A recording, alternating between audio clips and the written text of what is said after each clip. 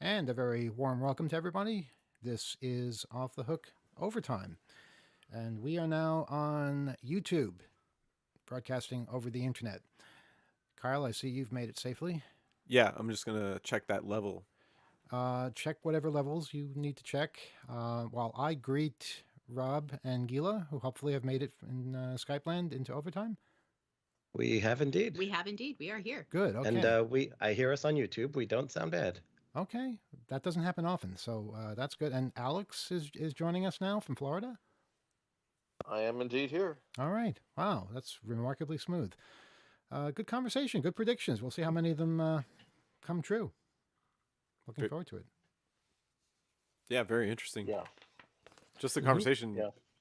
got me thinking of other things that went on. Virgil's case, for instance, Mhm. and the Yeah. sort of parallels and different distinctions between that story and other cryptocurrency NFT related things. Yeah, It's fascinating. a lot of I parallels. forgot about some of that. Except that Virgil didn't steal billions of dollars from somebody. But there's that. No, but it was what information and who knows things. I saw a lot of Well, it's the same hostility and points. suspicion that I think we're Yeah. going to see come out of people who are smart, who know things, and maybe don't know everything. But I think you're going to see a lot of that hostility coming out, and with good reason in this case. If billions of dollars are lost, not so much good reason in Virgil's case. Yeah. I completely agree. I mean, when you look at the merits and the demerits of each individual case, you begin to see, wow, in Virgil's case, you got to remember that it was sliced.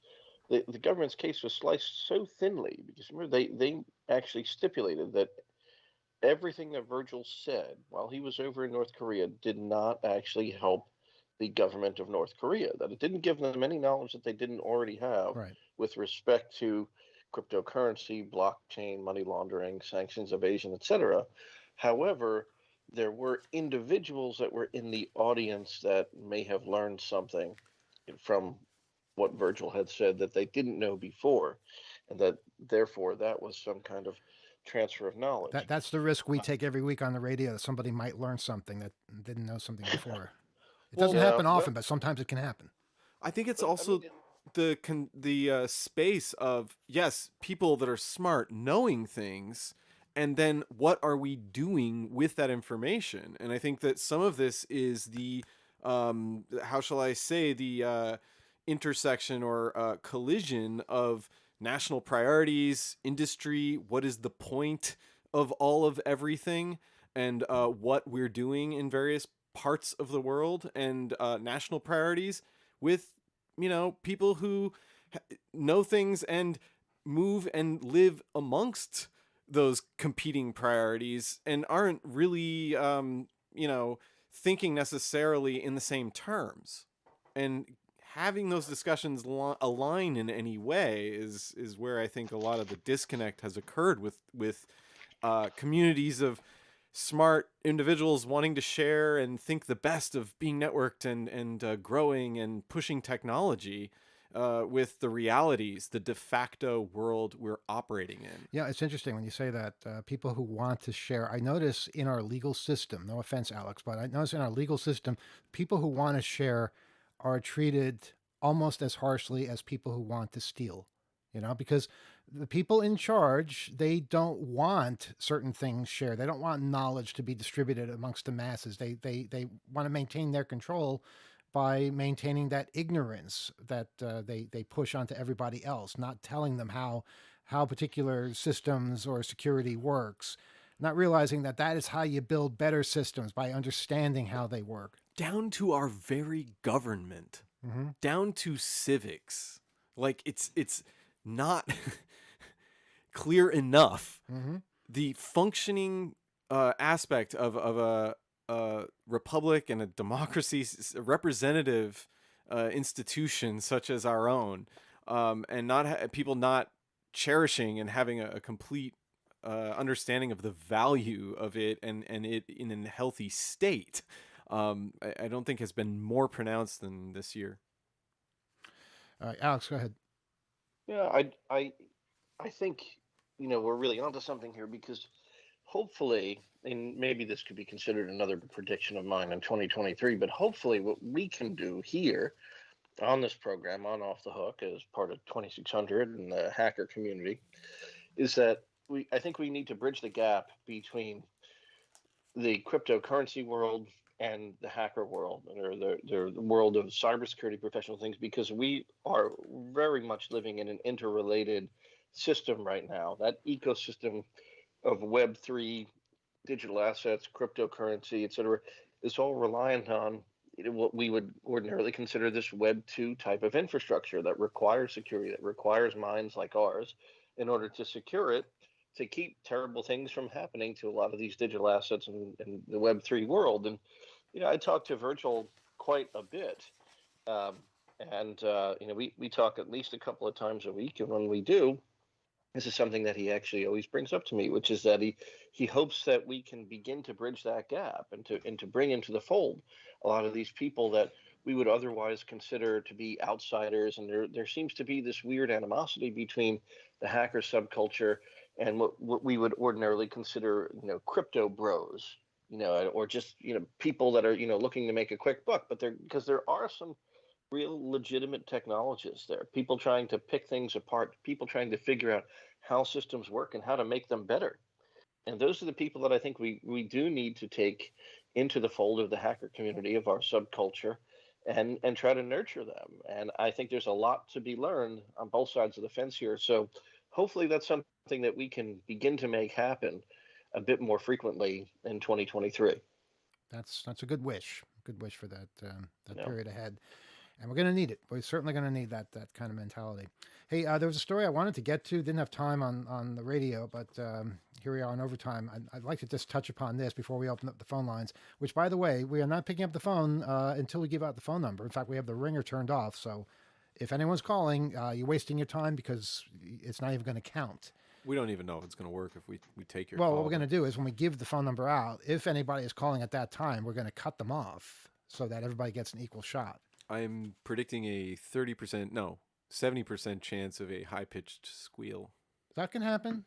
That can happen, but it's better than somebody, cutting the place in line and getting on Yeah, the we air. won't get to that Yeah. until the aforementioned We number. will yank that phone cord out of the wall if we have to, just to maintain our integrity. Okay, speaking of maintaining integrity, this is not what's happening in New York City here. You might have heard about this story. Over the past month, multiple attorneys whose firms have litigation against the Madison Square Garden venue have said that Madison Square Garden has used facial recognition tech to find them and kick them out of shows. Yeah, and this is here's an example. I'm going to read you one example. Barbara Hart was celebrating her wedding anniversary, waiting for Brandi Carlile to take the stage at Madison Square Garden on October 22nd, when a pair of security guards approached her and her husband by their seats, asked for the couple to follow them. At first, she said to Rolling Stone that she was excited, thinking it was some kind of surprise before the concert started. Her excitement, though, turned to anxiety soon after, as she spoke with security and gathered that she'd been identified using facial recognition technology. They escorted her out of the venue. She get a refund? I imagine she must have gotten a refund. Now, she was initially confused, having no idea why she was flagged. She says security informed her that she was being ejected because of her job as an attorney at Grant and Eisenhofer, a law firm currently litigating against Madison Square Garden's parent company in a Delaware class action suit involving several groups of shareholders. Now, Madison Square Garden Entertainment is owned by James Dolan. You might have heard that name. He's been known to kick out fans who anger him at various games of the teams he owns. Madison Square Garden Entertainment confirmed to Rolling Stone that it enacted a policy in recent months forbidding anyone in active litigation against the company from entry to the company's venues. Now, those venues include Madison Square Garden. They include Radio City Music Hall. They include the Beacon Theater. They include the Chicago Theater, which for some reason is in New York. The company's use of facial recognition tools itself dates back to at least 2018, when the New York Times first reported on it. Anyone who enters a venue is subject to scanning, but that practice now seems to coincide with the policy against opposing litigants. First of all, this particular attorney was not involved in the case. She worked for the firm, so apparently anybody who works for the firm is being kept out of a particular venue because the owner of that venue is being sued by lawyers who work for that firm.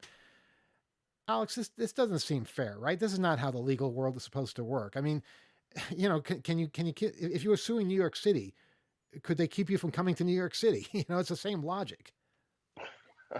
I mean, yeah, this is really insane. I mean, it's really nutty. I mean, look, I want to, the headline here is I think this is an egregious misuse of facial recognition technology, to gain some kind of almost just petty tactical advantage in litigation. The whole thing just seems really, really petty and childish. But it has really serious ramifications here, you know, and I want to play devil's advocate on the one hand here too, because we have to acknowledge, just in the same way that we acknowledge Twitter is a private platform and it has its own First Amendment rights and it can kick off lunatics, alt-right lunatics that are espousing hateful things or pushing out disinformation about vaccines. A venue, in this particular instance, a corporation also has a First Amendment right to deny entry to certain persons, and so long as they don't do it in some kind of discriminatory fashion or on the basis of an immutable characteristic like Being a race lawyer. or gender. Yeah, that's right. Well, that is some might say it's a genetic calling, but I would probably dispute that. But I think it's so on the one hand, I mean, look, they're a private entity. They can say, we don't want you in here, and you're out. Yeah, but Alex, who is you? I mean, in this particular case, it seems like anybody who's an employee of that company. That seems pretty discriminatory to me. I mean, look, if you go to the Metropolitan Opera, right, and you run on stage and you defecate on stage, I'm going to expect that the Metropolitan Opera will say, you know what, we don't want you coming here anymore, and that makes sense. There's a reason for it. But to say that because you work for the same company that somebody they are opposed to or fighting with, I mean, where does it end? Is it the families as well? It can just keep mushrooming. Yeah, I do want to say I don't agree with what Madison Square Garden is doing at all, but there is an argument to be made that lawyers that are acting on behalf of an opposing litigant in a case are adverse to Madison Square Garden. If you let them into your venue, they can begin to collect information that might be relevant to whatever the lawsuit is. However, I think you would have to, in order to do this in a way that makes sense, where there's a rational basis for your exclusion of certain personnel, would be to say, okay, well, only lawyers that are working on this particular case at a particular law firm where issues of, let's say, premises liability, or like, let's say that, it might have been a slip and fall case where the conditions of, stairs in the auditorium are at issue, where there's some kind of physicality or some kind of evidence that could be gleaned from being inside that could give that litigant some advantage by having a lawyer inside the venue. There'd be a reason then, I think, to Alex, keep out certain lawyers. Why? But as a lawyer yourself, as a partner in a firm, I mean, on any given case, what firm would feel obliged to disclose who exactly down to the staff level is working on any particular case? I mean, I feel like that would be that's like a form of self-disclosure no firm would really agree to. In that scenario. Sense, yeah, in a sense, so you wouldn't have to, right? Because the lawyers that are going to be working on a particular case, they're going to have their names on the pleadings, on maybe the docket. Not all of them, though. Okay. But you're right though, Kyle, because very often the names that you see on pleadings in a docket are going to be the names of the partners or the more senior people at the firm, as opposed to the younger associates, the younger lawyers that are working the day in and day out of the case. So you are right there. I guess the reverse would be, okay, other, I guess, properties that perhaps an entity, a legal firm might might have a jurisdiction over, like, no Madison Square Garden employees may become clients. You know, they set their own sort of private Yeah. rules, and that goes to the sort of mushrooming you were talking about, how this just goes from one space to another until everybody's sort of paralyzed and can't go anywhere for all their different reasons. Let me just bring up a hypothetical here. If I were to say Sure. right here that, I don't know, on February 14th, Billy Joel's going to be playing in Madison Square Garden. If this a legal firm gives me a ticket to that show, I'll walk around and inspect all the staircases and bathrooms, whatever else you want me to look at, as long as I get to see the show. You know, and Well, what are they it going to would do be- about that? Are Yeah. they going to take me saying this right now and get my face somehow? And if I try to get go into Madison Square Garden on that day or any day, I'll be flagged. Where does it end? Well, you're absolutely right, and that's why I think a lot of this isn't about protecting Madison Square Garden from lawyers collecting evidence or information about their venue. I think a lot of because you could do exactly that. You could hire a private investigator to go in and start taking photos, of the venue. That's what any good law firm would do. You're not going to send your lawyers out to go and collect evidence about Madison Square Garden. They're not really equipped to do that. You would want to send somebody who has that particular type of training, and you would want to send somebody in who could then testify as a witness in court about that. You never want to have lawyers testifying as witnesses. That's a very, very rookie mistake that you would not want to make. But Why is that a mistake? well, you want your lawyers to be advocates. You don't want them to be fact witnesses, because then their character could be impugned as well. Okay. Right. So if you have lawyers from your firm being put on the witness stand subject to cross examination, it could taint the overall character of the law firm that's handling the particular case. And just to be You know, clear, if- yeah, I so would sure. prefer to see Bruce Springsteen on April 1st, just in case anybody is taking this seriously, much more than Billy Joel on Valentine's Day. But look, when we're talking about these things, we're joking in a sense. But I think what Madison Square Garden is doing possibly could be to try to discourage a lot of these larger law firms from from becoming opposing counsel, because that means that every single lawyer in that firm is not going to be allowed to enter Madison Square Garden. Exactly. And the reason being is that you look at my firm is almost 700 lawyers. A lot of firms that are even larger than that, right? And so all of a sudden you have 1,100 people in New York that can't go and access a concert venue with their kids, their wife, for pleasure. And it's the venue in New York. I think it's the biggest concert venue in the city. So the flip side of this too is that it's very easy for Madison Square Garden, or for anybody, to begin to facial profile lawyers in particular.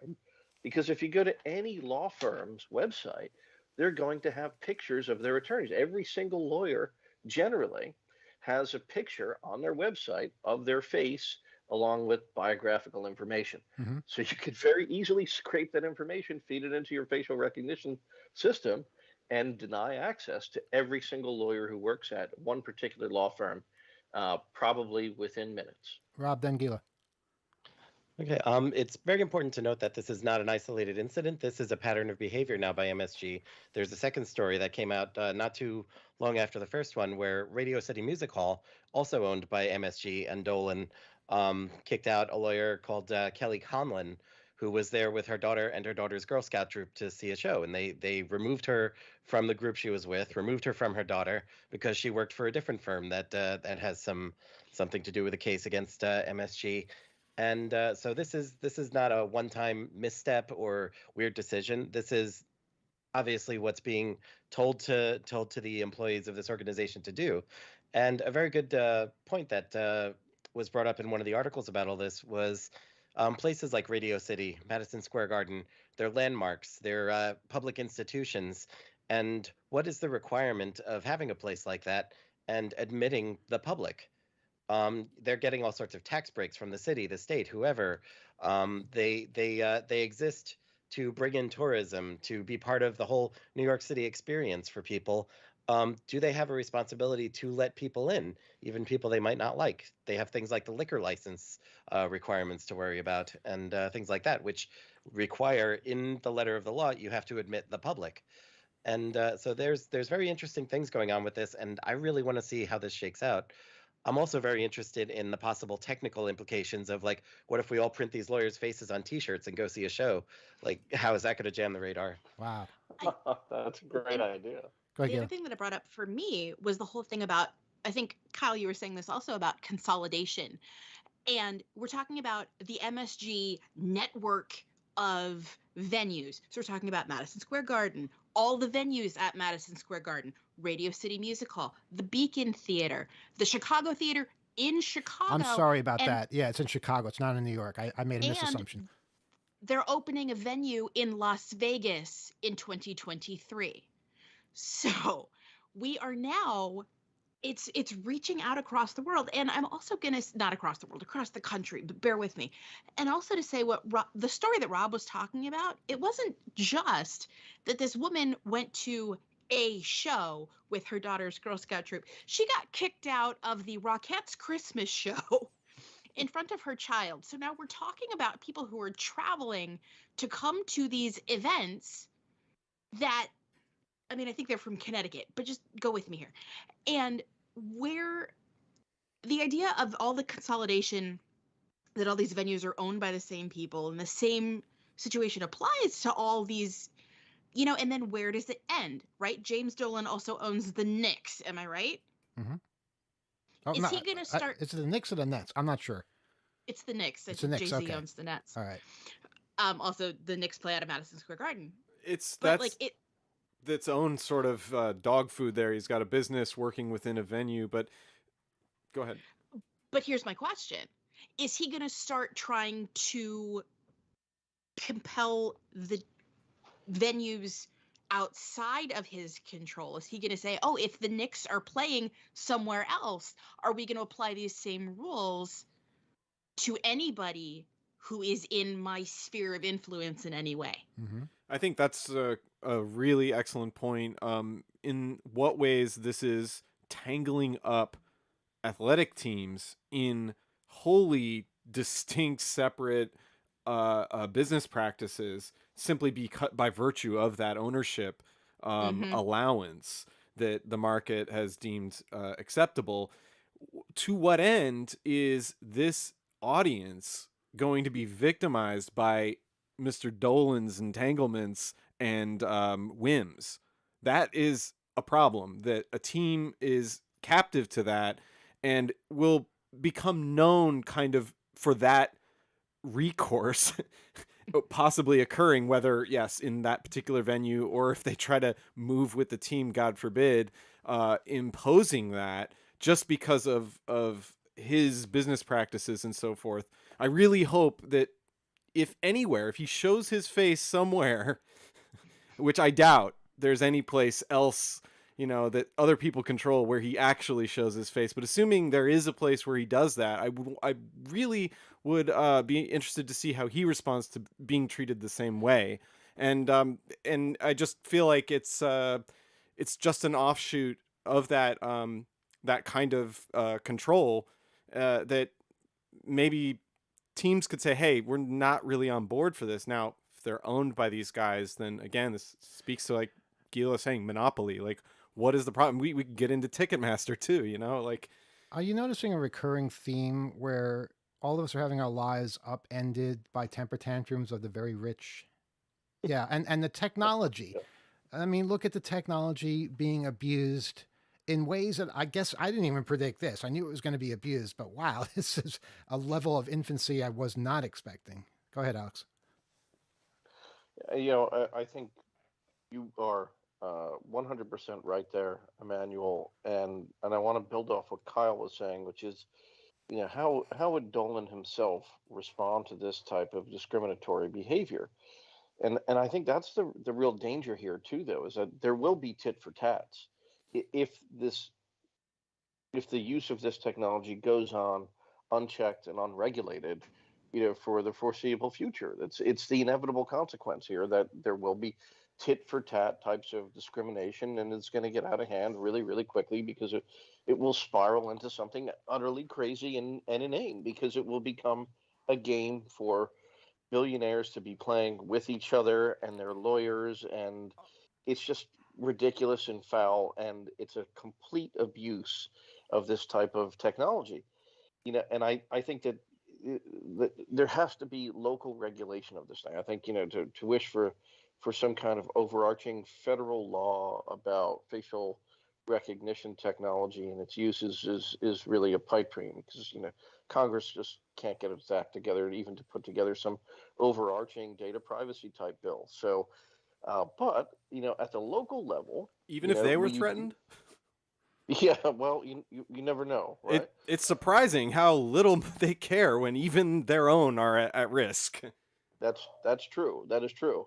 But what is interesting though is at the local level, and even at the New York City level, there have actually been some really interesting laws that the city council have passed in the past year, and in particular regulating the use of artificial intelligence technologies in the use of automated employment decision making type of scenarios. And in fact, Emmanuel, I think there's even, if I can, give a little foreshadowing, there's even an article coming out in the next 2600 magazine about that particular local law and the regulation of artificial intelligence technology. And then I know the article kind of bleeds into some other issues. I won't give it all Well, away. I'm sworn to secrecy, so you won't get anything out of me. Yeah, exactly. But like, I was really impressed that the New York City Council actually did something, that regulated technology in a somewhat rational way. I mean, they're still tweaking how it's going to work, and there's a lot of unanswered questions and things like that. And look, it's an interesting issue, and it makes work for lawyers. So I'm happy with that. But it goes to show you that this type of technology can be regulated by cities in a reasonable and a rational way, that prevents this kind of misuse and this kind of spiraling abuse of the technology. So, I would love to see the city council get off its butt and act before James Dolan creates the tit for tat situation that Kyle had described. Well, it seems like we've just leapfrogged over the whole debate as to whether or not it's a good idea to have your face scanned and identified when you walk into venues. That just seems to be normal now. And Yeah. is there anything we can do about it? Maybe. I don't know. I mean, I feel I hate to say, but I feel like the horse has left the barn in a lot of ways, because of the overarching need for physical security of these venues. And we haven't said this word in a while, but in a post 9/11 world, I feel like with this technology being so readily available, it's going to be used for that type of purpose. I would just say it hasn't, the reaction, I think, though. I mean, the implementation, the ubiquity is there now, but the reaction hasn't been really seen yet.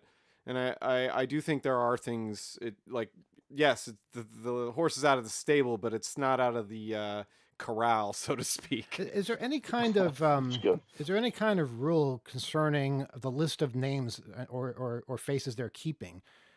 Can people find out, am I on that list, or who is on that list? Can we analyze that and basically have that be made public, since they are basically targeting these people? Yeah, I mean, arguably, some of these businesses, businesses like Madison Square Garden and whatnot, because of their size, they would probably have to comply with state privacy laws like the CCPA. I say probably because I would have to take a look at all of the facts and circumstances, and the CCPA, the California Consumer Privacy Act, and which would allow somebody who is a California resident to make a request to figure out whether or not their name was on their particular list and what type of data they were holding about an individual. But again, it's kind of scattershot in how privacy rights are distributed in this country, and it's done on a state by state basis. We don't have any overarching federal privacy law that would provide us that information upon request, of a particular data owner or data controller like MSG. So, right now in New York, I think it would be tough. I don't think there is a law on the books that would allow an individual to make that request, but a California resident probably could. Well, I'm just thinking, if you're going to travel to a different city and see some kind of show, wouldn't you like to know in advance? Are you going to have trouble getting into this venue? there should be a way you can ask and say, "Hey, am I going to have trouble?" And they should Yeah. give you an answer. Otherwise, you've wasted a lot of money and time. Yeah, yeah. I mean, one could even argue that at the point of sale, if your name matches the name and other identifying criteria of a particular person who's on a blacklist, you shouldn't be they shouldn't sell you the ticket. Yeah, the transaction should be halted. Right. Right. Well, it's quite possible the person being targeted in this case was the guest of somebody else. So there's True. really, unless you want to identify everybody who comes into the place, it's going to True. be tough to Yeah. to cover that. Okay. Hey, I guess we should open up phone lines. Kyle, first make sure the phone is not ringing, so that we It's not. it's not ringing. Okay, so we're going to give out the phone number now. 802-321-4225. 802-321-HACK is our telephone number if anybody wants to call in and join the conversation. First time callers get priority.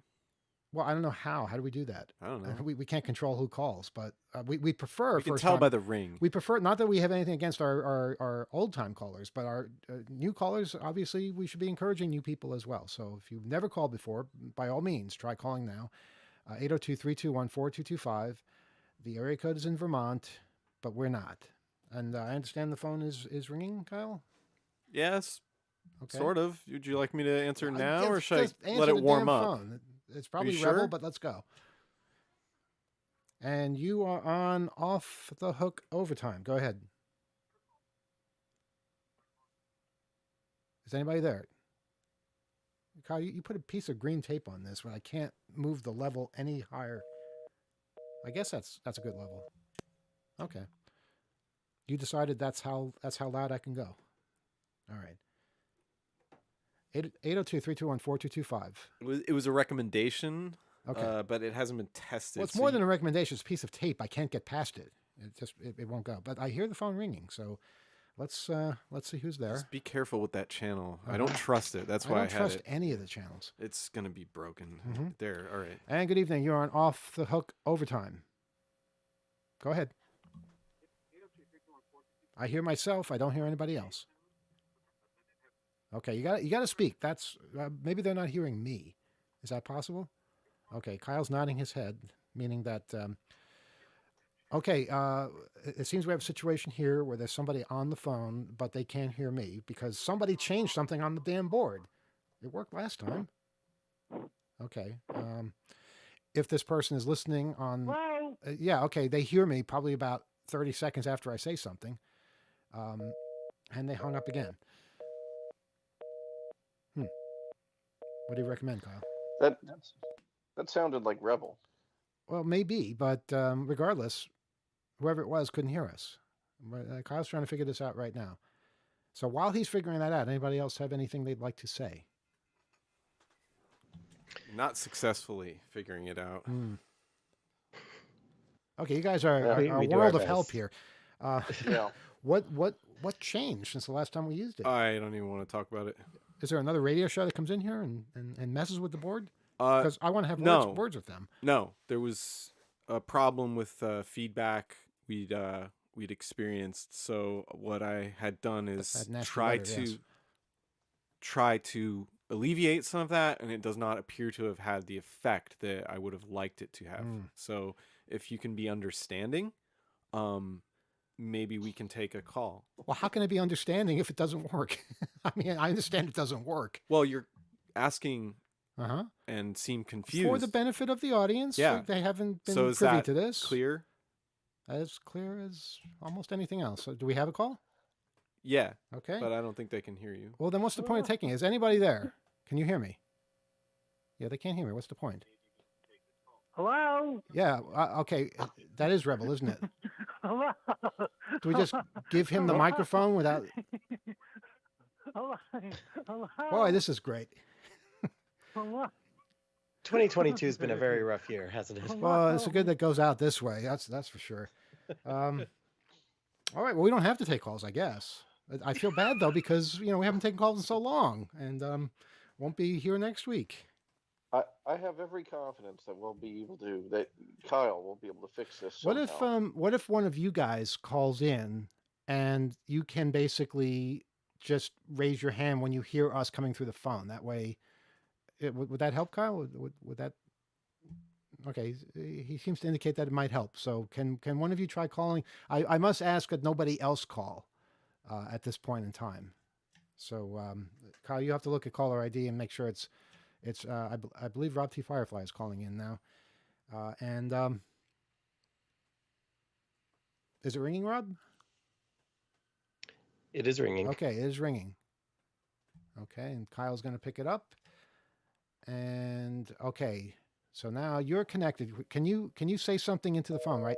No, you're not connected. That's Still ringing. It's still ringing over it's here. still ringing. I mean, somebody else was calling. Don't please, people, don't call. We won't be able to take any calls. You're gonna have to call back, Rob, because it's never gonna reach us. That's the system. I'm sorry. That's how it works. So no We'll try it calls again. at the moment because we're trying to figure out. This is live troubleshooting over the air. Just let us know when it starts ringing, Rob. It's ringing. Okay, let's try this again. Okay, did it pick up? I believe it picked up. Okay, and we have you on the phone and we have you over the air at the same time. Kinky. Now you can't hear me over the phone, I cannot hear you over the phone now. but you hear me over the radio. Okay, so we're going to continue doing the show. Don't you say anything because when you do, well, unless you can mute your phone, that might be good if you have a mute button. I can do that. Yes. Okay, so mute your phone. That way you can participate in the show. When you start hearing us, if you start hearing us, just raise your hand, and then we'll know that Kyle has fixed the problem, which he always does at I some will point. I will keep you posted. All right. Now we just need something to talk about. Oh, you hear us? Wait, you can say I you do. hear us. You don't just hold your thumb up. When did that happen? You hear us now? Okay. Just now. Okay. I don't know why you But now were I'm giving not me a hearing it. silence. Now you're not hearing. You see, No. if you had said, No, I hear you there it now. is, There yes. it is. Okay, that's Okay, good. yeah. The Okay. the 1/4 inch doesn't have to go. It shouldn't go all the way down. I think because it's stereo in a mono. All right, let's log this for all time so that people can remind us what the So, problem is. Auxiliary out 2 has to go halfway down because it's a mono cable. Could all the listeners just write that down so that they can tell us if we forget in the And future? then auxiliary 1 and 3, which we're really only using 1, I think, because that's All right, left. I'm gonna hang and- up on you That's guys. left and Oh, right. that's nice, Rob. Thank you very much for that. Auxiliary out 1 and 3 are for them Can you believe on that that guy? machine. Mhm. And then auxiliary 2 is what's going to the phone, and that was pressed all the way in. I think in a mono channel or a stereo channel, and it's mono or something. Whatever. That's good that it works. Yeah, Awesome. I guess it does work. In the end, it works. But mostly No. Kyle, you Well, work hard to make this work. I think I got the levels right because I was reading them vertically.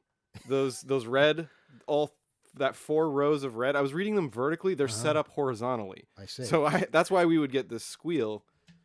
All right, I think we have a phone call, a real phone This- call from a real listener, Yeah. and let's talk to them. Good evening. You're on Off the Hook Overtime. Oh, thank you. It's Jacob from Denmark. Jacob from Denmark. Are you a new caller? I'm a new caller, yeah. All right. Well, this is exactly what we wanted. So thank you for calling. What's Your number came across as a fraudulent. So can I you hate to confirm interrupt that you you're guys, but fraudulent? we what do you mean cannot hear you. fraudulent? Wait, what's going on, Rob? We can't. We cannot hear the caller. You can't hear the caller. Wow. No. Yet another variable here. Okay. But you can But hear me You calling. can hear me, Emmanuel. I hear you. Wait. I can hear now you. I can't hear there, me. there you are. Now, Okay, they're good. now I can Yeah, hear but the I caller. can't. My microphone is cut out now. Wait. Okay. Something happened with my level. I have to go Testing way 1, up. 2, 1, 2. Can you hear me now, caller? See, I can hear you now. you can. Okay. Rob, can you hear the caller? I can hear the caller. Yes. Okay. And caller, you heard Rob just now. I heard Rob. Okay, let us begin. We can actually have a conversation. How is Denmark? Just be gentle. Oh, Denmark is good. It's a little bit windy, but not that cold. Uh-huh. It's about 6 or 7 degrees centigrade here. Okay, that's kind of warm for winter, but I don't know what's normal in Denmark. Yeah. Oh, we go down to minus 20 degrees centigrade. Wow. Yeah, I kind of So prefer that. it's- I like it to be cold in the wintertime. I think that's appropriate. Oh yeah, and what happened good here in 2022 Uh-huh. is that I finally got my house built. Oh, wow. Okay. Congratulations. I've been living in a camper trailer for 12 years, saving up. Wow. Whoa. That's awesome. Did you design the place and what was So, involved? the home you built? Sorry? Did you design it, or what was involved in that process of saving and planning this Oh, for so long? I designed it. Actually, I started in 21, but I had to wait 10 months for the permit. Uh-huh. So, and it's actually the roof system is made from a North American bracket system. It's a dome roof. Okay. Mm-hmm. So, and now I finally got a place where I can invite a lot of people that I repair electronics, and it's a little bit of hacking, fixing stuff and making it better and so on. That's great. Wow. Brilliant. What was it like living in a So, trailer for 12 years? It was okay. It was a little bit cold in the winter. Uh-huh. Waking up and need to get the wood fire going and so on. Wow. What was So, was it a but problem I finding got a a good. place? Was it a problem finding a place for you to park your trailer? No, actually, I live in an eco village Okay. called Freeland. I think I've heard of it. And yeah, it's pretty known. It's alternative buildings. Uh-huh.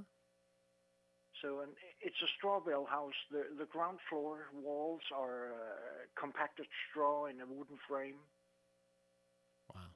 So, but it's 1/2 meter thick. So it's pretty thick, 1.5 feet, That's great. but well insulated. So I'm happy to get into the house this Christmas. Yeah, and making it really the interior a proper home for yourself. That itself will just moving in and getting comfortable, and you'll probably spend lots of time changing things and making it just right for you going forward. But that's so exciting, and I think a lot of people really they love that story because the idea of raising a building yourself and having a place to call home like that, it's getting hard for people. It's rare. People renting so much. Oh yeah, oh yeah. And finding Also, the material prices have yeah, gone up.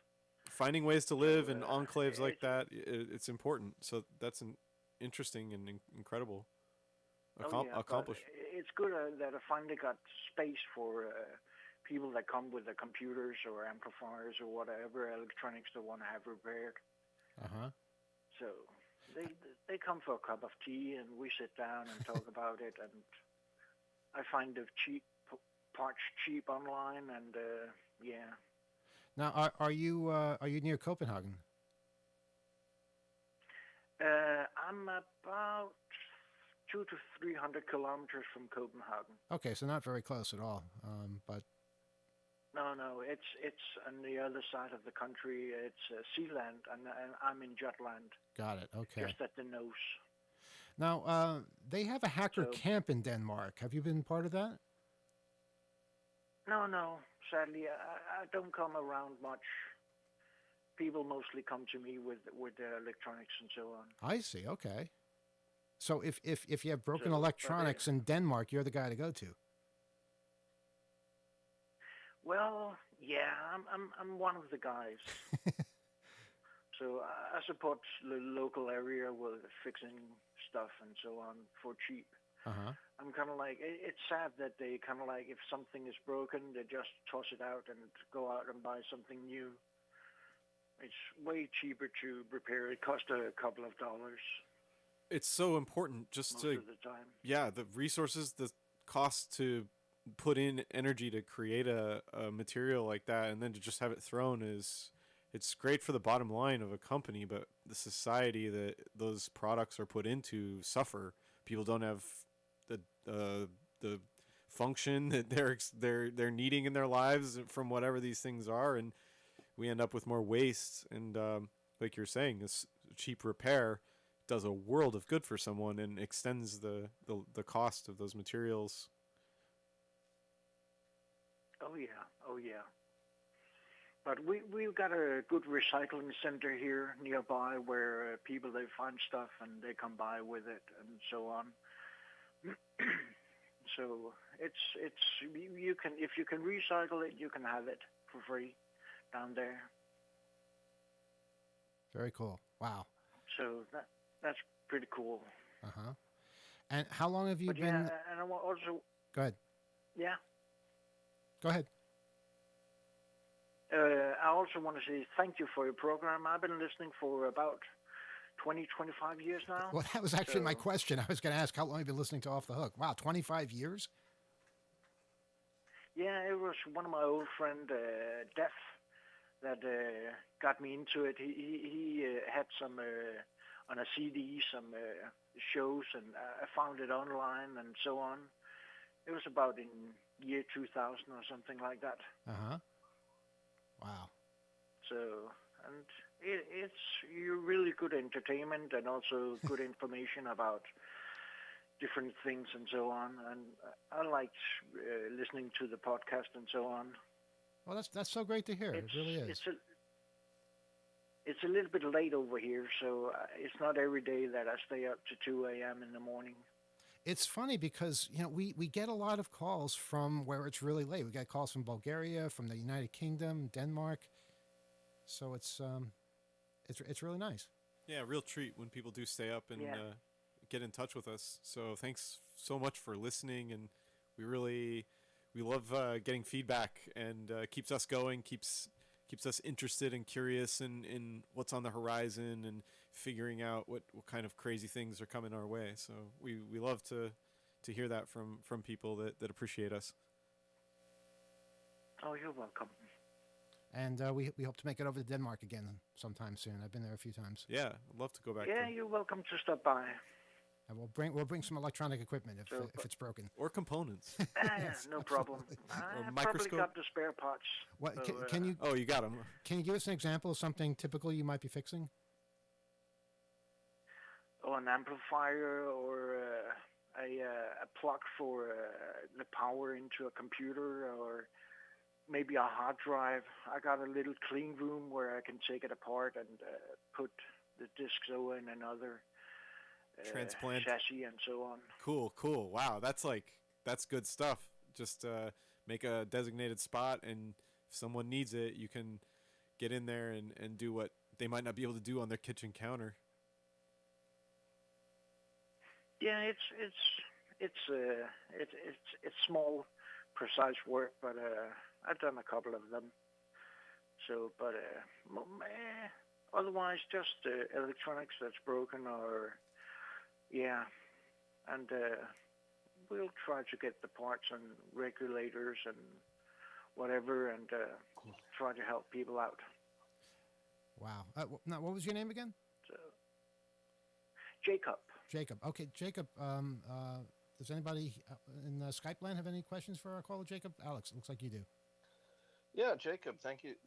Sorry. Thank you so much for the call. I'm wondering, given your line of work and your constant repairing of electronic equipment, do you have any thoughts on the right to repair, the right to essentially get under the hood and try to figure out and understand how these technologies work, like what we were talking about earlier and Kyle had brought up as one of his I think fondest stories and predictions for 2023? I think everybody should have the right to repair. They should at least try themselves, and but do it safely. You know, it's electric, so there's some hazards to it. But third-part repair shops and so on, they should definitely be legal and kind of like free the schematics on it and so Yes. on. Make a large database so people, they can get the knowledge that they need to know to repair it properly. I fully agree. Like And just there's- some system, some mechanism for like schematics, service repair. If you have people sign up, whatever you want to do to manage it, and build in that to the cost of the production of the stuff. Yeah. Also, the EU have they kind of like if you produce a product, I can't remember if it's all products and so on. You also need to produce parts so it can be repaired. Yeah. There's been a law, I think it was 2021 or something like that, where it kind of like went into process. So you should be able to get the parts or the board units or whatever you needed, the components or so on, to repair different stuff that's sold in the EU. Go ahead, Alex. You know, you had actually answered the question I was about to ask you, which is, you know, what are the local laws there with regard to the right to repair? And it does seem like there is some, at least minor, obligation to furnish some of the components of a piece of equipment that would enable somebody to repair it, which I think is great. Is there any other legislation in Denmark that relates to the right to repair? Well, not as far as I know.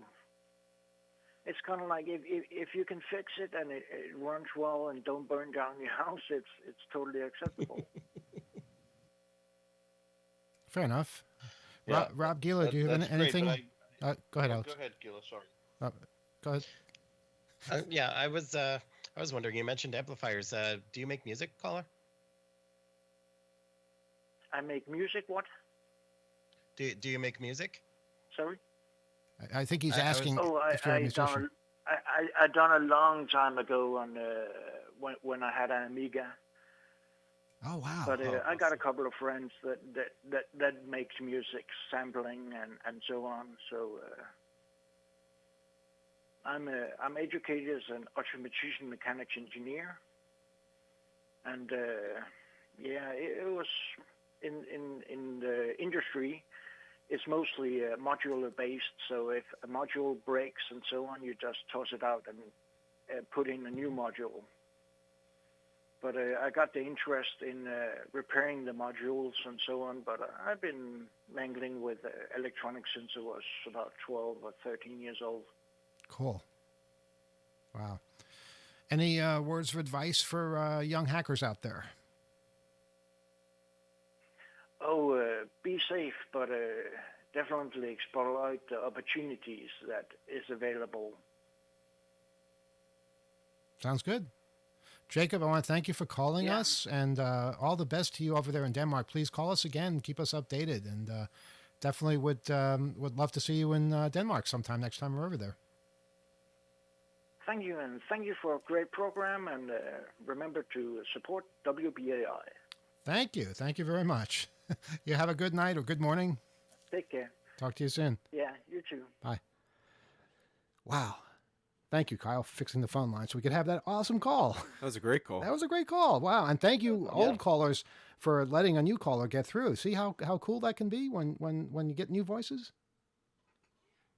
Yep, and I just want to say, too, that I think my first prediction of this show has already come through, because I had predicted, Kyle, I had said, you know, I have every faith that you will get this thing fixed. Yeah, you did.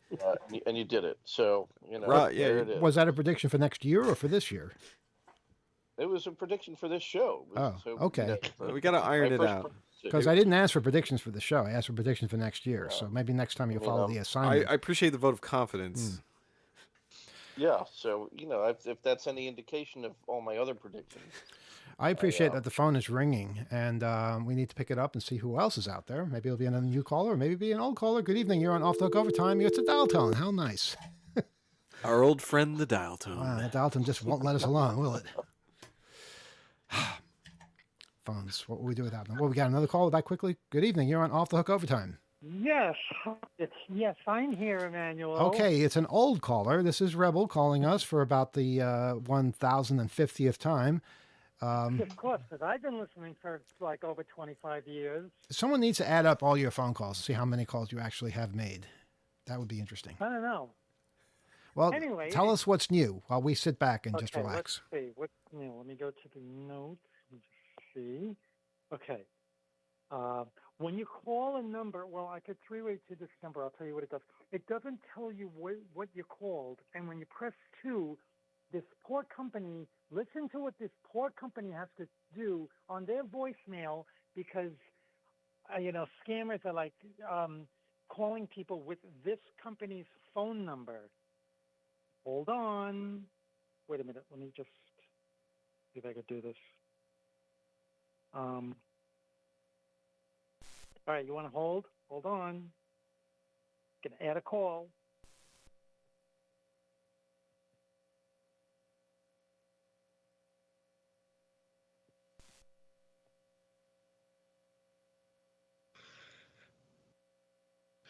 This live holding action.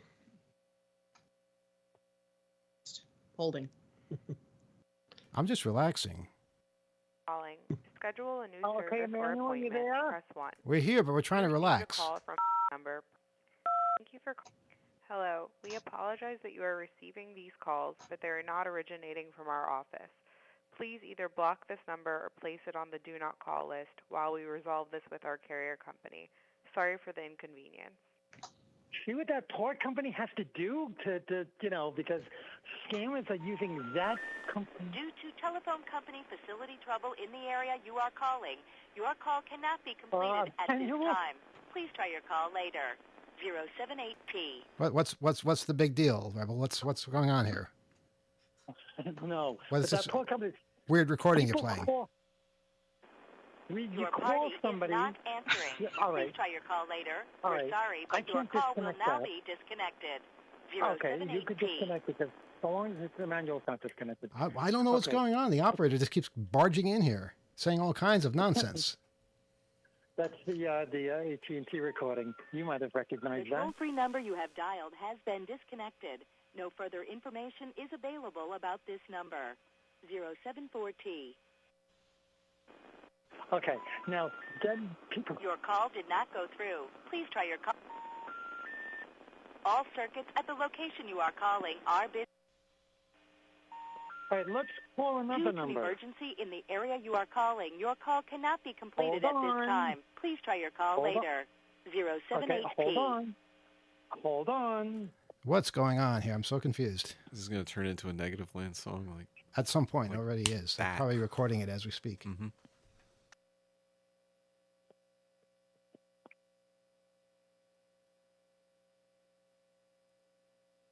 9 to continue.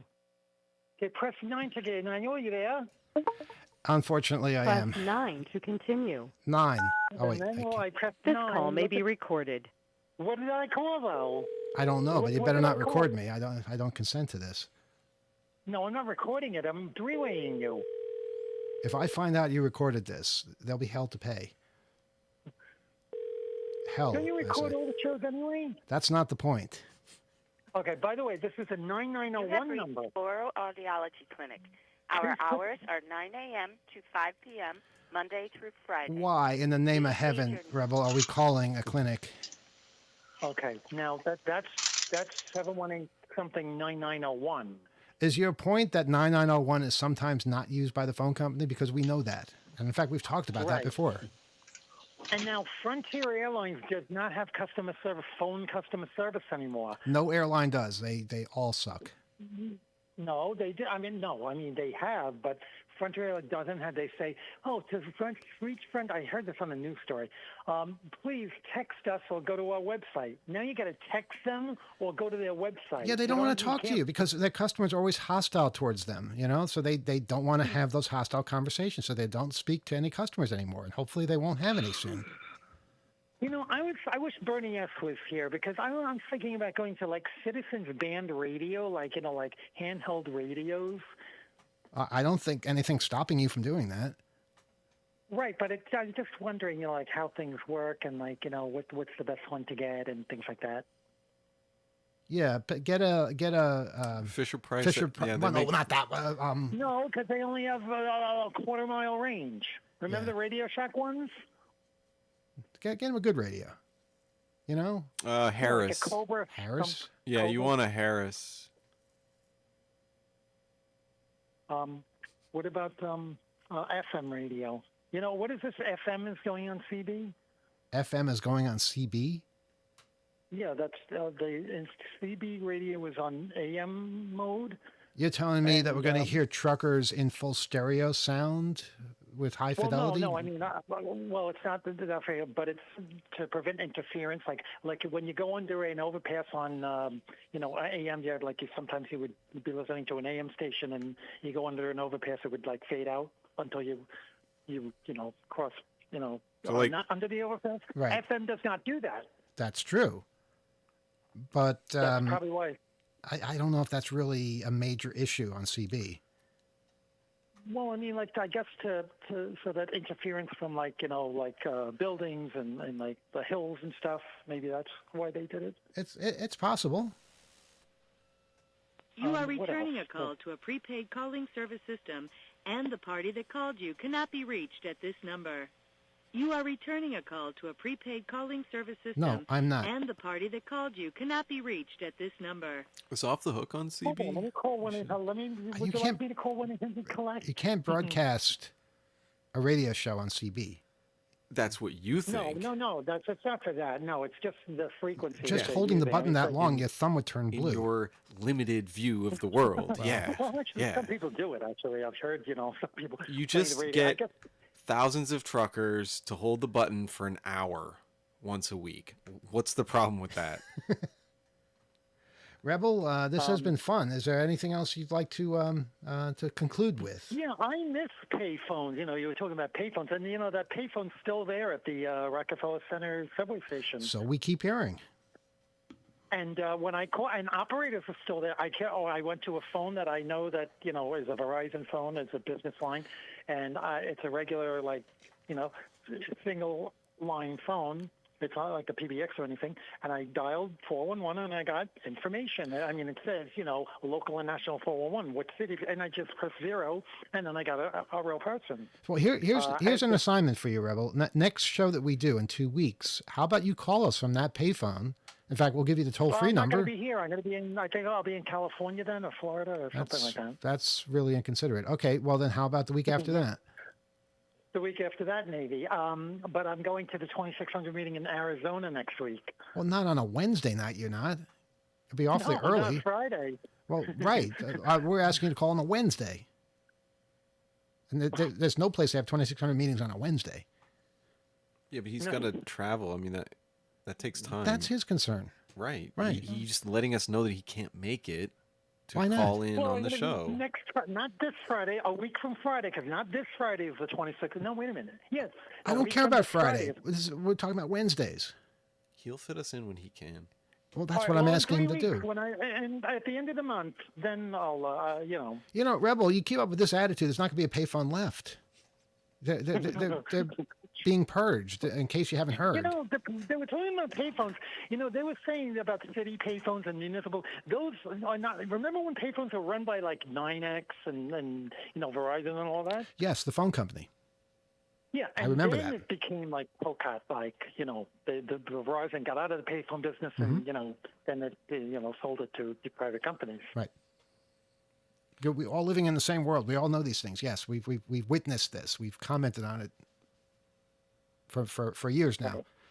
But there is a payphone still at Rockville Center in the subway station, I believe, and hopefully we can use it sometime. It still works. You could call, but you cannot dial ones like at the regular phone that I was mentioning. You could dial 10 whatever NYT or whatever and get the operator, like Verizon operator. The payphone you cannot. I think if you call from a payphone to the operator now, it just won't go through because operators just do. They don't really do anything. I said, can I have the rates of calling, 212 or 516 or whatever? They said, oh, you have to call the business office. Remember when the operator used to give you the rates of, calls? Yeah, rate and route operator, I believe is what they were called. And No. I mean, that's TFCS operator. How did that work? Is route and rate or rate and route? It was just one of many departments inside the phone company. You would get a kick out of this. On YouTube, you can find all these old films that were made by the phone company from the 1940s, the 1950s. I see them. I've seen It's incredible. And listeners, you really should just go to YouTube and explore. Find old phone company films. They're amazing. Yeah, the Bell System Archives has a great channel. Yeah, Bell System, Yep. AT&T Tech channel. It's just me, or are they a monopoly again, and we're just not customers? their customers are all like industry people, but like they're definitely a monopoly again. Yeah, I don't know what they do. Like divestiture happened, they got rid of all the businesses that have people as customers, became a monopoly again, and then just made a bunch of ISPs customers. How's that work? All I know is they took one company and broke it into what, 6, 7 pieces? Oh, they make local telephone companies customers. And they all turned into corporate giants. Yeah, and now they're all owned by one big company again, right? Mm-hmm. Okay, just checking. Just want to make sure I remember. Had that right. Rebel, this has been fun. We must do it again. Oh, I remember. I was just going to mention one last thing. I remember when I was like a kid, like like in the 70s. I used to dial 0. I used to call the operator and ask her for rates for something like that. And I remember a recording that the operator would call into that said rate step 11 or repeat. Or yeah, it was like a 12. computerized voice. If you listen to some of our really, really old shows from the early 80s, you'll hear a couple of recordings where that's captured. It'd say rate step. And then also, how did that work? Was that just like a thing where they tell her where to look on that multi-leaf folder thing? I'm not an operator. I wouldn't know the answer to that. Only an operator would. And I'm sure there are some operators right now who are gripping the arms of their rocking chairs as they hear your voice and recognize you from the 1970s when you used to torment them. And they can answer that question. Well, on another story, my phone number used to begin with a 9, like at the end. It would be 9567. But the phone number for the P phones used to begin with 9 too, like 9872-9626. So I remember back in the 70s when I would call collect to home, the operator would have to call this computer in and say, a coin, repeat coin, or valid, repeat. Because this is before, the top system where it's a terminal and they know right away whether it's a coin phone or not. Interesting. Yes. These are all true facts and worth remembering. But Rebel, we're going to move on now because we're going to try for one more phone call. So thank you for calling us. Good hearing from you. Enjoy wherever you travel to and hope to hear from you from a payphone someday. It's so much easier to call from cell phone, instead of standing on the cold on a payphone and, and then worrying about, clink, please deposit 5 cents. 5 cents. As Rebel fades off into the distance, thank you for calling. Let's give out the phone number. It's 802-321-4225 if we have one last call to take, because we're getting tired. We've been at this for quite some time now. This is off the hook overtime, and nobody has anything to say apparently. Well, yes, Rob. While we're waiting, I'll just say it's been quite a year, and I think all of us here at Off the Hook at WBAI at Pacifica, we're grateful for all of you out there who continue to welcome us into your homes and your ears, and keep allowing us to do what we do by going to WBAI, give to WBAI.org, and doing what you can to help us keep going. It's kind of cool that our voices are transmitted from 4 Times Square throughout the whole New York metropolitan area while we do our radio show. And then right after that, our voices get transmitted over all kinds of other communication pathways, I guess. Fiber and copper maybe, and through the air. Microwave. Yeah. 5G, 6G. I hear the phone ringing. Yeah, you want that? Yeah, why not? Let's do one more call. Okay, good evening. You're on Off the Hook Overtime. Go ahead. Hello, you there? Hi. Hey, what's going on? Who's this? Hey, this is Johnny Fusion. Hey, Johnny Fusion. How you doing? Good. I'm actually a writer for the magazine. I've had 4 articles put in. Well, congratulations. That's awesome. Wow. And I'm a first-time caller. Uh-huh. And where are you calling from? From the Bay Area in California. Awesome. Wow. We're pretty much covering the globe tonight. Are you a... we're trying to bring you up because you're kind of low. If you can get closer to the phone, that would be helpful. Sure, I can get closer to the phone. Okay, great. So are you a long-time listener? I am for a couple years. Uh-huh. For a couple years, yeah. But mostly a reader of the magazine for like 20 years or so. Oh, wow. That's awesome. Tell us something about your articles. well, my first article was like 10 years ago about hacking alt detection in Second Life. And then I did 3 articles this past year. Mm-hmm. I did 2 were opinion pieces. One was called something like, I thought the cyberpunk dystopia would be a hacker paradise. I failed to heed the cautionary tale. Uh-huh. You know, because cyberpunk is kind of hip again. And and we're kind of living in the cyberpunk dystopia, and it really sucks. Yeah, I can see that. Absolutely. And then one I'm kind of embarrassed about. I kind of ranted about TikTok hacktivism. Oh, we need more rants like that. We need people to rant as much as possible about these things. Yeah, because this is when Epic posted that abortion bounty website the other year, when Texas put that horrible anti-abortion legislation through. Mm-hmm. And there was some real hacktivism going on, but then some kid, for the likes or something, talked about it on TikTok, and you know, they saw that, and they just made it impossible for anyone else to do any work. Uh-huh. So instead of doing a well-intentioned action wound up causing something bad to happen. Right, because they wanted bragging rights instead of actually getting the work done. Yeah, that's a common theme in our community is, people who jump the gun and try to get bragging rights and wind up making things worse. It does happen too often. Yeah, and so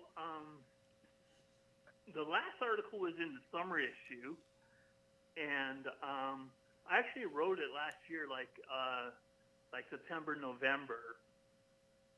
And then I had a lung transplant. Oh my God! Whoa, that's and pretty then I big. actually got the acceptance email while I was in the ICU recovering from the lung transplant. Wow, I'm amazed you got email in the ICU. Well, I had my phone, but I was kind of out of it and loopy on the drugs because I was on heavy pain medication and stuff, but.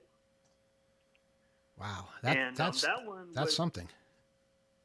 Yeah, and that one was on Dark Matter and Project Raven, which was the most unethical hacking I've ever come across. This was this outfit in the United Arab Emirates where they were pwning iPhones with no-click iMessage messages and they had basically Americans who worked for the NSA through contractors like Booz Allen, right? They get recruited by this outfit called Dark Matter, and they get shipped over to the UAE to work for their state equivalent of the NSA. And they set up like the surveillance state on steroids. And because of their hacking, dissidents and journalists are disappeared off the street. They're tortured. They're tried in secret. And this, it's like I've been in the hacking scene since the late 80s, and most of it is just like curiosity. Can I do this? This is a fun technical hack. But this put real people's lives in hell, right? People were hurt, because of hacking. Mm-hmm.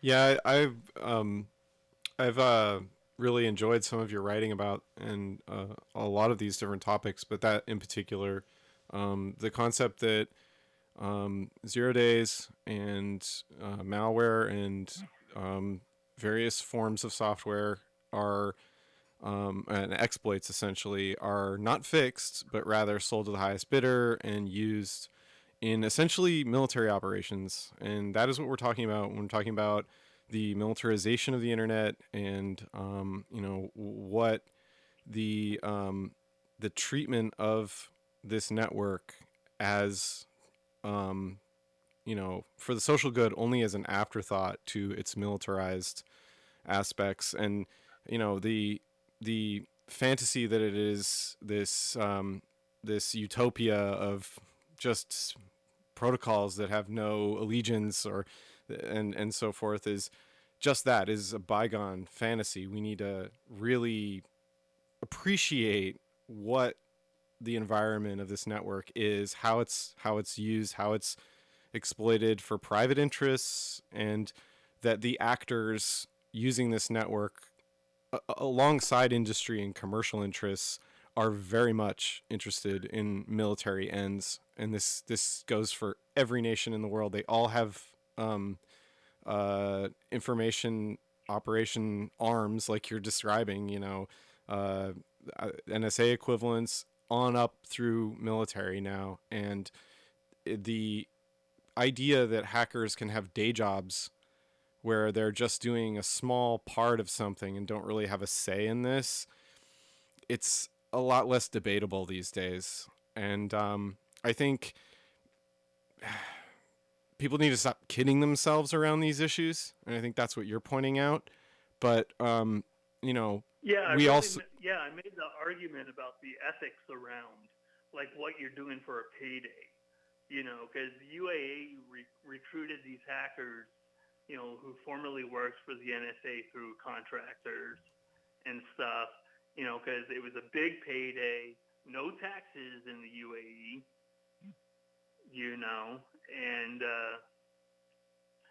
and the American whistleblower only cut her scruples when they started going after American targets. She thought she was a good spy as long as it was against brown people, right? Wow. But okay. as soon as it was, we're doing this to Americans too. Oh, I guess I'll finally get a spine and sit and maybe I'm a baddie. Like there's such a thing as a good spook. Mm-hmm. Yeah, and I think our coziness with people, like if you after a while are involved in computers and telephony and that world, like you inevitably hear stories and bump into people that are involved in this stuff or cagey about it, and that right there is your first clue that you should probably, just at least appreciate who you're talking to and why they are the way they are and what motives, what things might be at play. And this extends to like our discussion of law in the past, like 10 years. It's been a factor in all of this, but you're right in that, like, you, especially to young people getting involved. I know it's hard to find employment. I know you want to be, testing systems and doing all this stuff, but just appreciate who you're doing that for. And if you enlist and do it somewhere, be a little bit more informed about what that entails and what kinds of things you'll be tasked with doing. There are people right now living with PTSD from their involvement in past conflicts where some of this stuff was tried out for the first time, and we didn't really know what the consequences on people operating autonomous systems and having access to interconnected systems and so forth. So anyway, for me, I just the awareness and this like unease of proximity of communities, because in a lot of like hacker events, there have been sort of issues with national security and intelligence community stuff, and then there's also been this like coziness. And it's always been a gray, like back and forth, and it's becoming ever more poignant to appreciate the interplay of all of that, I think. Go on. I'm just building on what you're saying, but please continue. Yeah, because like Dark Matter, the company that had these Americans work for the Emirati government recruited at hacker conventions. They were at Black Hat. If you went to Black Hat, you might have gotten some dark matter swag. You know? Yep, and They the recruit. And it's a game at DEF CON to spot the Fed, right? yeah, that's an interesting thing to talk about. Just like the things that 10 years ago were like a joke and sort of funny, I don't think are as funny now, especially at conferences and the way we treat one another and the prejudices we bring to a lot of these events around one another. It is, meeting in person is still awkward for hackers. And with some of these things, top loading some of those interactions, it can be contentious. And yes, our playfulness and our footsie with agencies that definitely want to recruit, like, should they not be allowed to recruit? Like, I don't agree that all of the defense capabilities and all the private entities in the U.S. just shouldn't be able to recruit hackers. I don't agree with that, and I think a lot of people want to be able to work wherever the hell they want to work. But these get to broader questions, and this is part of, I think, what we're looking at in a bigger sense. Like, what is the point of Western society? We're being, I think, internalizing a lot of these philosophical things and to come back with some confidence about the questions other parts of the world has about these systems. So, should we have employed hackers? Well, I think, and a lot of my sort of willingness around that to tolerate people being able to work wherever the hell they want is that I don't think unemployed hackers are very good for networks either. People then get desperate. They try to, make a quick buck, make ends meet, and then you don't end up with better, stronger networks if you can't get a job. I know that. I don't kid myself 1 minute how hard it is out there, especially if education and other things, are sort of stacked up against you. The competitiveness of, where monopolies can get talent and how they can, how much power they can bring to universities or, wherever the talent is.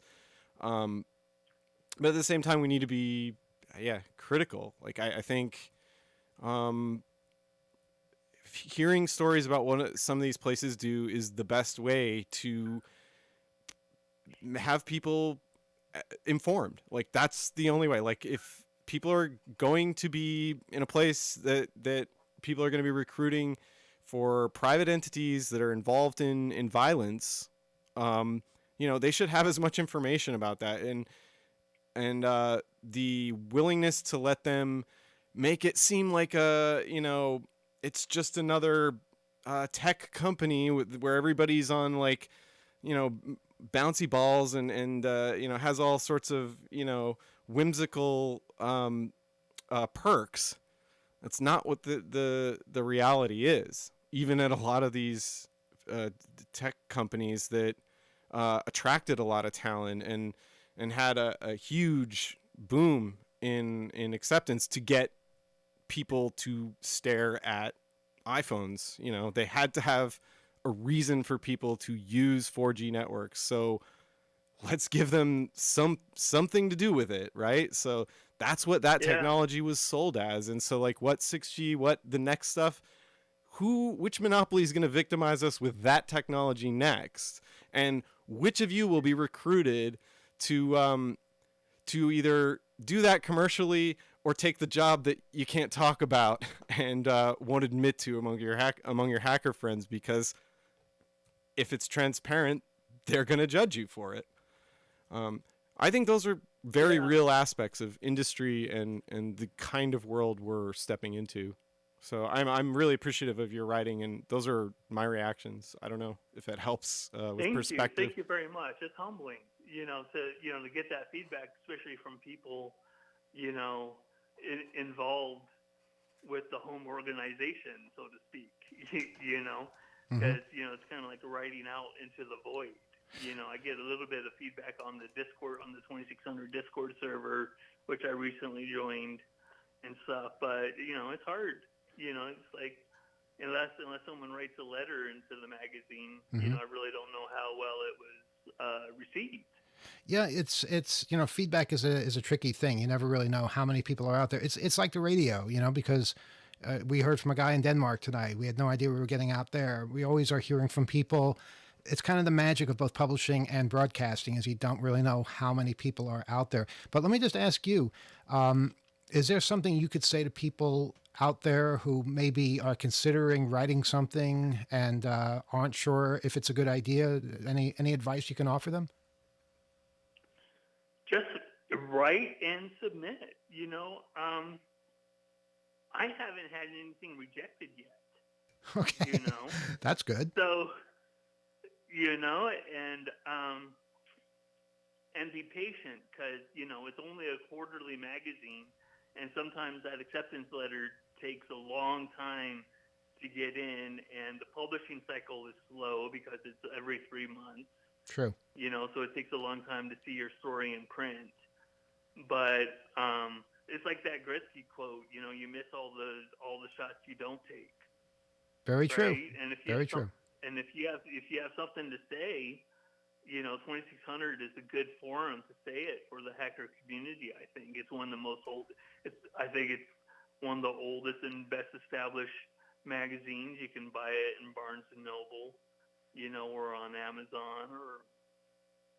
Well, there's a story about Amazon we're not going to get to tonight, but suffice to say, yeah, when you deal with big companies, sometimes you don't have any control over what they do. But that's par for the course. It's what we talk about all the time. But what your point is very well taken. Basically, you're so much better off having written something than not having written something. Even if it doesn't get published, at least you have written something. And that's what we try to impart to people who are out there. And the thing with the magazine is it's permanent. It's always out there. It's printed. It's something that people will come back to in 20, 30 years, and it'll still read just as well as it did the day it came out. You don't get that as much with bulletin boards or news groups or social media. It's very hard to find things from particular times or covering particular topics. So there's something magical about both radio and publishing, which I think many, many people get. Yeah, it's nice to have it in hard copy and print. Like FRAC is just as old, but, it lives on hard drives and floppy disks and websites. It's kind of more ephemeral, so to speak. It's magic. FRAC is magic. It's definitely something that has lived through the ages, and I think it's an exception because they have they have a volume numbers, and if you're missing one. Whereas people just posting on Reddit or something like that, it's not the same thing. Things will disappear and you'll never find them again. Or Facebook. I look for things on Facebook all the time, whenever I sign on, and I can't find them. I can never find something that somebody said or a contact that I want to make. Whereas, just... Yeah, or it can be removed or moderated. Absolutely. Yeah. Or a billionaire can buy the platform and it can all go to hell. You have a copy of a magazine, that's yours. And, it's up to you to take care of it. Yeah, I got back issues going back decades. Yeah, it's been we're hitting our 40th year next year. Can you believe that? That's unbelievable. Wow, that's amazing. Yeah, it's kind of scary. Yeah, I've been reading since the 90s, so actually more like 30 years.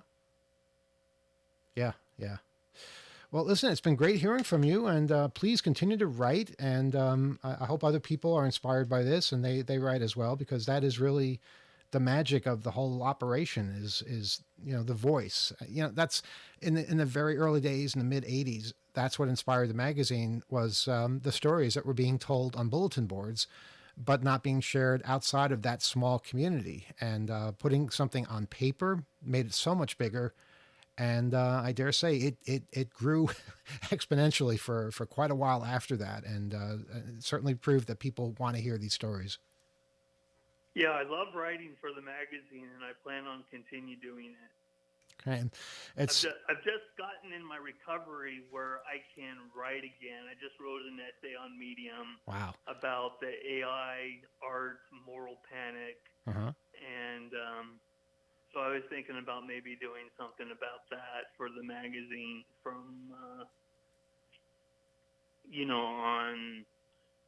because people have been so used, all they've seen in the tech is surveillance capitalism for like 20 years now, that they forgot that technology can be liberating, that it can make things more accessible,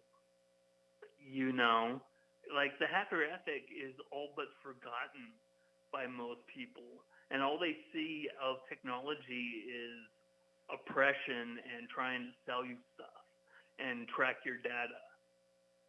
And they don't know about the free software movement or open source or Libre software and how it can be so empowering. And AI has this potential to be that, but people are scared because it's a disruptive technology. Yeah, and it's so true. Like, until it's commodified and sold back as something flashy, people won't accept it. But really, it's a capability that's just emerging, and it can, like you're saying, take all forms. And I don't want to be so deterministic about what the network has become in my predictions, because you're right. The ethos and the spirit of technology having a liberating a capability it's still there. It's just not, it's formless. Like, it's not a brand that the sort of Gen Z, like people who've known nothing else, can access, and they need to realize the network is there for them to define. And I think all people need to realize that these collection of companies are just innovating in certain areas of it, but the network still exists, and we can design things around it. And mostly the power is in ways that firms do not function. Like, they all throw their weight around and think they're a big deal, sort of in the face of victimizing their audience or their public, until the public shows the scale with which they can throw their weight around. That's a market force. So don't let the monopolies scare you too much, because they are much more vulnerable than they would have you think. They're designed to just compete with one another on the terms that they compete against one another, if there is anybody else. And the modes, the other modes they exploit in politics and elsewhere, the public has just as much access to those avenues. So yeah, it's not a sort of a preordained thing, and we should get back to that. What are the tools? What are the things we haven't thought of that could be prototyped with free software? And what kinds of, like, even with social media, we're seeing, what does it look like to graft onto decentralized networks and transform all of that? And please keep reminding us, because your stories are apt. So that's just a great direction that you're going in. Yeah, I'm no longer black hat or white hat. I'm old hat. That's good. That's good. I like that. That's the best hat. Yeah. And about the whole thing, capitalism ruins everything it touches, and unfortunately, it touches everything. Well, that's sounds negative, but it's probably true. Yeah, the best way to prevent that from seeping in is to design everything else around other modes that don't necessarily have the same vulnerabilities. Fill in the gaps, so to speak, with stuff that is not designed structured in the same way. Hey, we got to go. We just realized we've been on for an hour and a half just on overtime alone. So. Okay. Thank you so much. No, thank you for calling. Great talking with you. Thanks for calling. Thanks for writing, and best of luck with your recovery, and hope to see many more articles from you. I'll get to writing. Okay. All right. Be well. Bye. Wow, we had good calls tonight, huh? That Yes. was really something. Yeah. Good way to end the year. It is the Absolutely. end of the year. Our last show, our last overtime for 2022, and the first one won't be for another couple of weeks for 2023. Well, so Happy New Year, everyone. Yes, Happy New Year, and I guess that's Let's it. let's have That's a better it. one. Yeah, I was trying to think of that holiday in Switzerland with the kings that are in the cake, and 2 Kings Day, 3 Kings Day, or something like that. 3 Kings Day? 3 Kings Day. Is that what it is? Okay. Yeah. Well, that's, I think, the second, right? It's around there somewhere. But anyway, whatever holiday you're having, have a happy one. Write to us, oth@2600.com. Off the Hook will be back in 2 weeks, 7 p.m. on WBAI, also broadcast over the net, and, of course, overtime at 8 p.m. on Channel 2600 over on YouTube. Good night, everyone. Bye.